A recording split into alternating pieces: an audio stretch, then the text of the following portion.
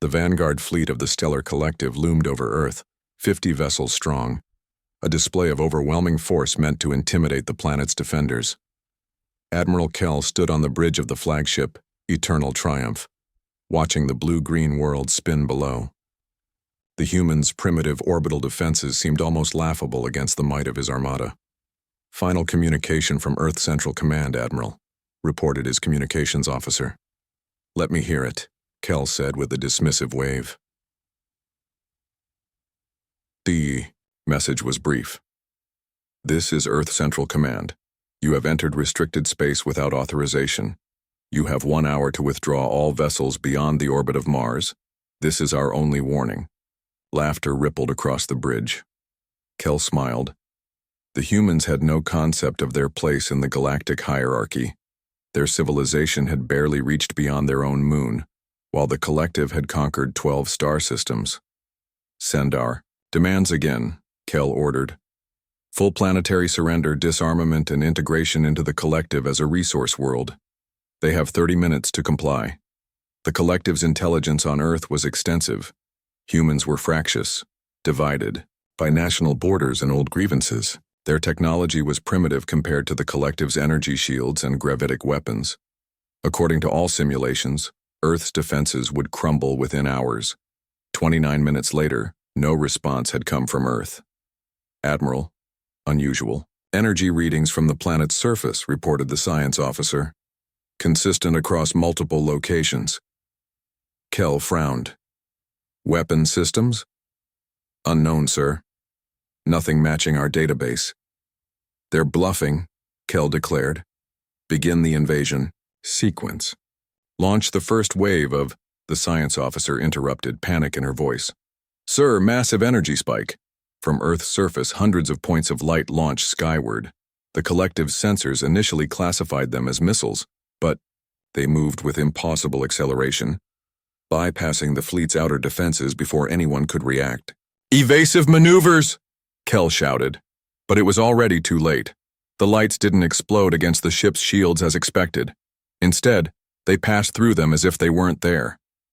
Where they touched the hulls, the metal simply ceased to exist. No explosion, no heat, just perfect spherical voids appearing throughout the fleet's vessels.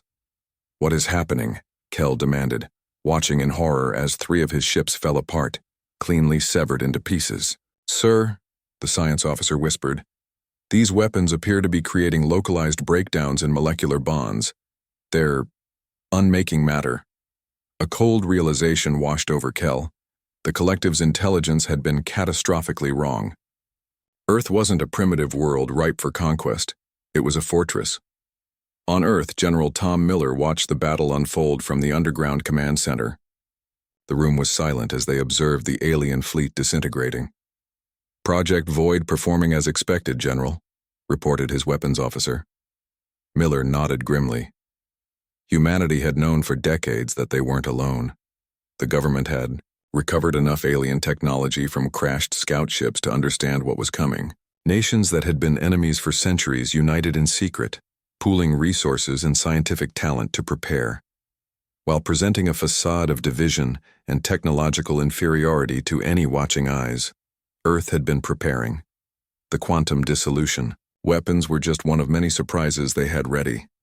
"Message from the flagship, sir," said the communications officer. "They're broadcasting surrender on all frequencies." Miller sighed. "Tell them it's too late for that. They had their warning."